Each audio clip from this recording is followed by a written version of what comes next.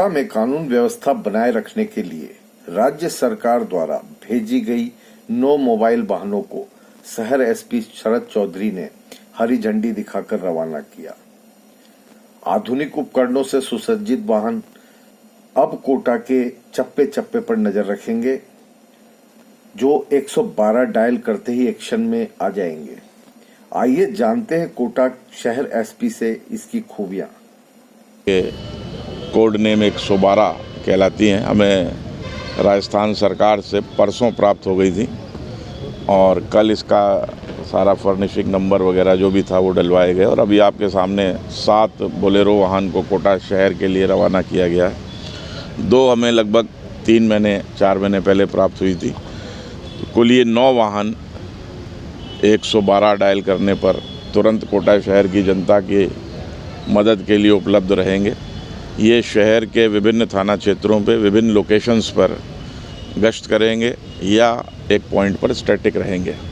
इसके दिशा निर्देश निकाले गए हैं। जो चेतक गाड़ियाँ, थाने की गाड़ियाँ पहले से संचालित कोटा शहर में अपराध पे नियंत्रण रखने के लिए हो रही थी, उसके अतिरिक्त अब ये आज की तारीख में 9 गाड़ियाँ और कोटा शहर पुलिस को मिली हैं जो आज रवाना की गई हैं। तो मुझे बेहद खुशी हुई इनको रवाना करते हुए कि ये 9 गाड़ियाँ कोटा शहर की जनता की सेवा में आज से लग जाएंगी और जो हमारा रेस्पॉन्स टाइम था मुझे लगता है वो और भी कम होगा। कोई भी व्यक्ति 112 नंबर डायल करेगा और वो उसकी किसी भी प्रकार की दिक्कत, समस्या, परेशानी, वो तुरंत मदद चाहता है कि पुलिस मौके पर आए।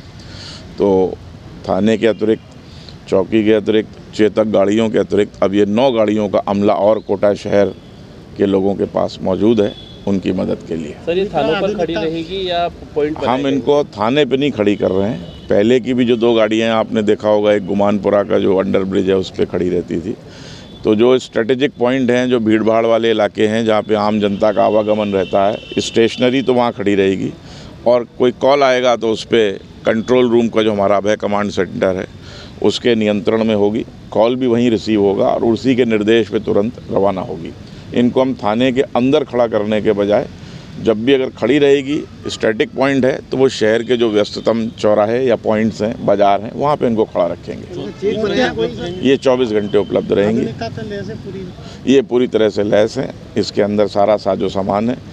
कोई इंजर्ड है उसको ले जाने का भी इसके अंदर साजो सामान है। प्राइमरी फर्स्ट एड देने का सामान है। कोई झगड़ा टंटा हो गया, पकड़ने के लिए जाब्ता मौजूद है। इमीडिएट फर्स्ट रेस्पॉन्स देने के लिए, त्वरित कार्रवाई के लिए ये राज्य सरकार द्वारा 112 स्कीम के तहत विभिन्न जिलों को दी गई और हमें भी प्राप्त हुई हैं।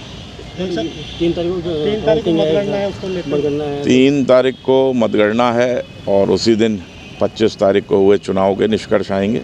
आपको विदित है जेडीबी कॉलेज के अंदर व्यापक स्तर पर व्यवस्था प्रशासन कोटा और कोटा शहर पुलिस के द्वारा की जा रही है।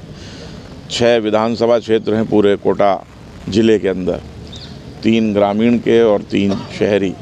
6 की काउंटिंग, मतगणना जेडीबी कॉलेज में होगी। चूँकि शहर में हो रही है तो उसका सारा जिम्मेदारी कोटा शहर पुलिस की है। वहाँ पे त्रिस्तरीय व्यवस्था अभी भी लागू है। सबसे अंदर जो स्ट्रांग रूम में ईवीएम मशीनें रखी हुई हैं उसकी सुरक्षा आईटीबीपी की कंपनी कर रही है। उसके बाहर की जो सुरक्षा है वो आरएसी के जवान कर रहे हैं और सबसे बाहर जो आउटर कॉर्डन है उस पर कोटा शहर पुलिस के जवान और अधिकारी तैनात हैं।